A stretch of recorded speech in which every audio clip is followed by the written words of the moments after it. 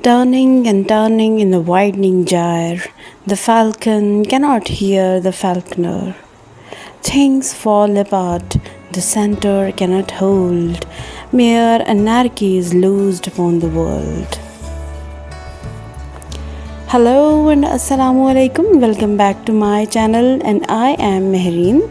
I have already discussed story of the novel Things Fall Apart and different colorful customs and traditions of the Igbo community in my previous videos. This video is going to be really important as we will discuss the importance of the title of the novel and its relevance to the story of the novel. Achebe's first novel, Things Fall Apart, was published in 1958. The title derives, of course, from W.B. Yeats' poem, The Second Coming, 4 lines of which are quoted on the title page. Turning and turning in the widening gyre, the falcon cannot hear the falconer. Things fall apart, the center cannot hold. Mere anarchy is loosed upon the world. As Yeats is of the view that human race is moving far away from the center of its civilization, depriving itself of basic humanity. So is the case with Igbo community. Okonkwo thinks that showing back to old traditions and ancestral gods is a major cause of things falling apart. Things Fall Apart is a short and extraordinarily close-knit novel which in fictional terms creates the way of life of an Igbo village community when white missionaries and officials were first penetrating eastern Nigeria. The highly selective details with which Achebe represents the seasonal festivals and ceremonies, the religion, social customs, and political structure of an Igbo village create the vivid impression of a complex, self-sufficient culture, seemingly able to deal in traditional ways with any challenge that nature and human experience might fling at it. In fact, there are 2 main intertwined tragedies. The personal tragedy of Okonkwo, who is one of the greatest men in Umofia, who cannot adjust to the changes brought about his tribe by the arrival of the white man, and the disruption of the life he knows and approves. But seeing there is no hope for the older order, commits suicide. Second tragedy is public tragedy of the eclipse of one culture by another. The 2 themes are fused at the end when Okonkwo's ignominious death is shown to be part of a greater fracturing. The once integrated organic society of Umofia now shattered, its gods blasphemed, its customs desecrated, the clan divided. Okonkwo is tend to be most admired in Umofia. Okonkwo began with nothing, but by determination and hard work has won material prosperity, the respect of his fellows, and a place among the elders of the clan. Umofia admires the solid achievements of the self-made man, though it wonders sometimes at his inability to show any emotion except anger. In his youth, Okonkwo was a champion, the wrestler. Now he is a great warrior in a proud clan, respected by all its neighbors. Achebe very skillfully has amalgamated the both themes to highlight the social, religious, moral, and economic changes in Igbo society. Through Okonkwo's character, we get familiar with customs and traditions of Umofia. During his exile, he sees the people of Mabanta allowing the first Christian missionaries to establish a church, win adherents from among the outcast of the village, and defy the powers of the tribal gods. Okonokwo's own son, Norway, first estranged by Okonokwo's share in Ikemifuna's death, begins to attend Christian services in Mabanta, and when Okonkwo tries to thrash him, he leaves his father's compound and goes away to a mission school.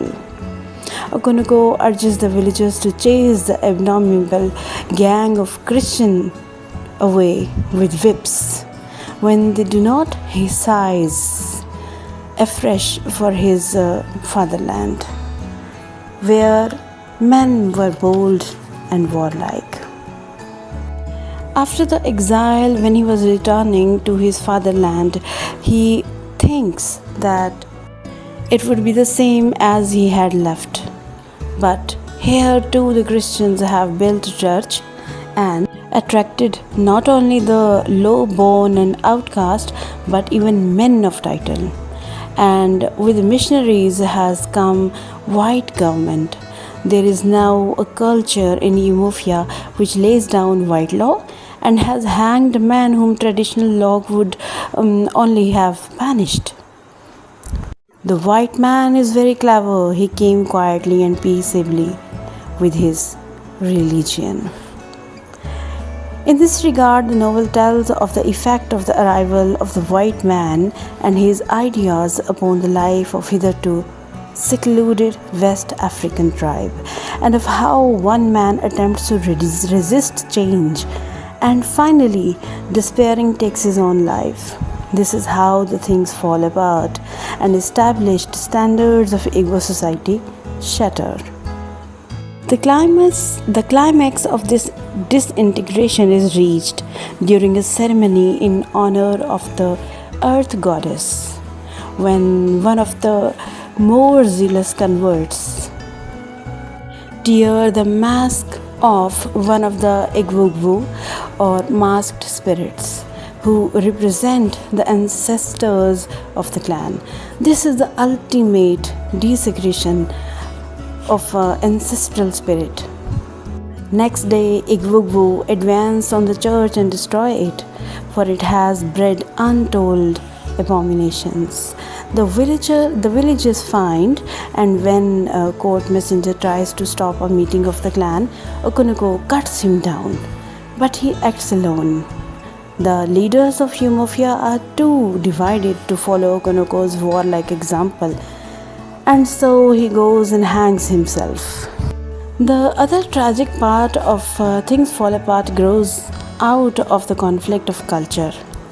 The language of the people of Umofia is full of Igbo proverbs, but as the clan moves towards a gradual process of disintegration, there are no more proverbs or phrases to guide the people.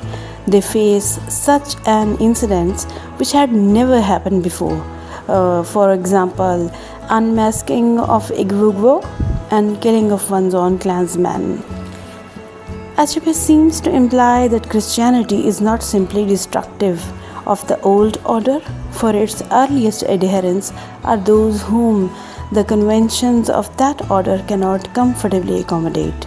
Okonkwo, the main figure of the novel, is deeply grieved, but it was not just a personal grief. He mourned for the clan which he saw breaking up and falling apart. Things Fall Apart is impressive for the wide range of what it is. It's so bitterly covers for the African flavors of scenes and language, but above all for the way in which Achebe makes the language the instrument for analyzing tragic experience. Thus, the title of the novel, befitting the theme of colonialization and imperialism, conveys Achebe's message in fuller sense. The title reflects the disintegration and rifts in a well-established society of West African tribe. I hope you have learned a lot from this video. So keep watching and keep supporting my channel. Let's hope to meet in another video with some more information. Thanks for being with Mehreen.